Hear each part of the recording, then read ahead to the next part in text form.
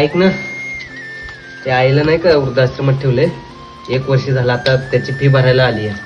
Fee भरायला सांगितली त्यांनी. बरा की मग, गेल्या वर्षी त्यांनी घरी पाठवून दिला आईला.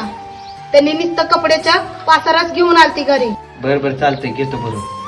वेळेच्या आत तुम्ही भरून घ्या, यंदा मी नाही ऍडजस्ट करणार. बरं ठीक आहे. अरे मम्मी, माझं ऐक ना. बोल ना बाळा. अगं मम्मी, मी मोठं झालं ते आश्रम बंद करेन का ग? नाही ग बाळा, पण तू असं का विचारतोय?